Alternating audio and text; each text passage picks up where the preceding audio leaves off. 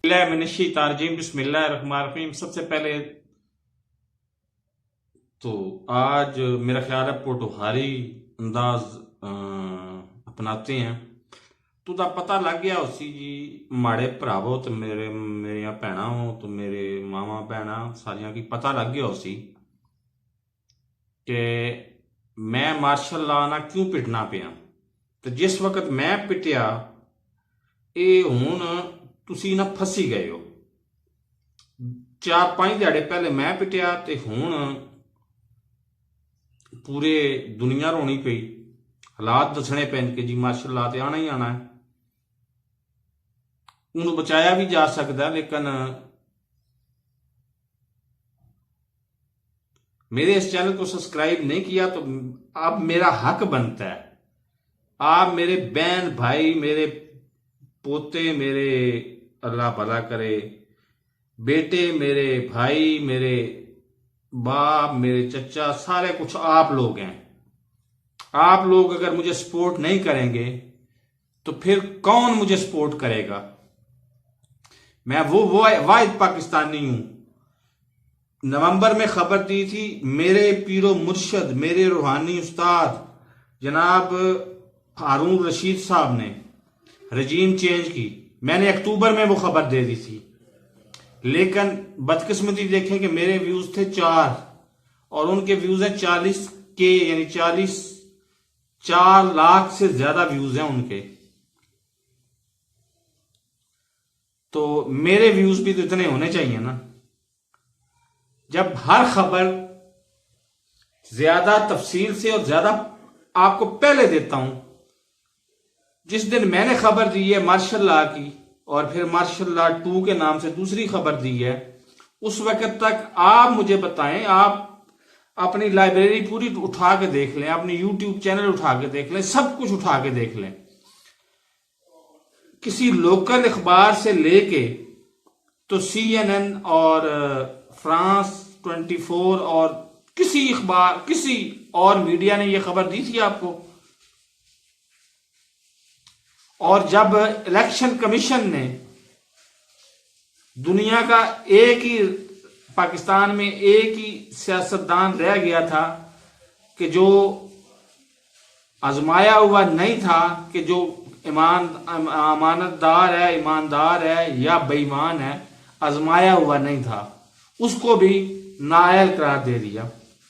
सिर्फ जाती वजूहात की बुनियाद पर। वो मेहदी जो है वो उसका वो है, क्या कहते हैं, अल्लाह भला करे, नवाज शरीफ का कोई, और वो इसका दामाद है। सिर्फ यही वजह है इन हालात में कि जब हुकूमत दानिस्ता तौर पर, हुकूमत वक्त दानिस्ता तौर पर लड़ाई झगड़े का कोई मौका हाथ से नहीं जाने दे रही, तो क्या इस हुकूमत को जमहूरी हुकूमत कहलाने का हक हासिल है? इसको विड्रॉ कर जाना चाहिए। इसको मतलब कह देना चाहिए कि हम जमहूरी हुकूमत नहीं है, हम तो फाशिस्ट हैं, हम तो आमर हैं, हम तो दरिंदे हैं। और मैं फिर दोबारा मुखातब होने लगा हूं आज बड़े दिनों के बाद जनाब कमर जावेद बाजवा साहब से। बाजवा साहब, ये लोग चले जाएंगे, ये कमाएंगे, खाएंगे और हजम करके चले जाएंगे, या इनसे आप निकलवा लेंगे, जो भी होगा वो बात की बातें हैं। लेकिन पूरी दुनिया में बदनाम कौन होगा? Pakistan army, Pakistan armed forces, और उसके जिम्मेदार कौन होगा ये आप अच्छी तरह से जानते हैं। आज आप देखें ना, आर्मी मीडिया पे जाके देख लें कि वहां पे क्या क्या वो आपके बारे में बातें कर रहे हैं। तो आपको कुछ तो एहसास करना चाहिए। ये दुनिया आनी जानी है। आपकी उम्र अगर 70 साल होगी है, ज्यादा से ज्यादा आप कितना जी लेंगे? मेरी 50 साल होते होते पता नहीं चला। मैंने आंख इधर की और इधर से इधर की तो 50 साल उम्र हो चुकी थी मेरी। तो आपके तो 20 साल रह गए हैं टोटल। तो उसके बाद आपने रब को भी तो जवाब देना है। इस मुल्क के लिए कुछ अमन के लिए कर जाएं।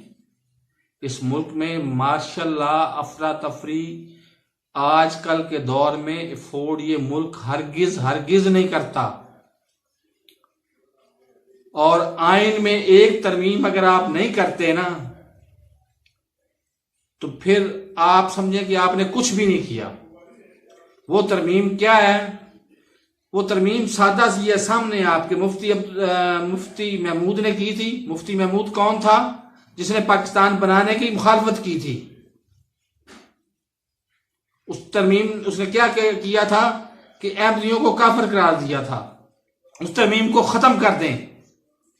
और पार्लिमानी निजाम को भी आप खत्म करना चाहते हैं, खत्म कर दें, सदारती निजाम ले आए। लेकिन इन की एक तो बदमाशियों से हमें बचाएं, और दूसरे नंबर पे पाकिस्तान को मुस्तकिल बुनियादों पर एक रोशन ख्याल, एक पुरअमन और रोशन ख्याल मुल्क बनाने में आप अपना किरदार अदा करें।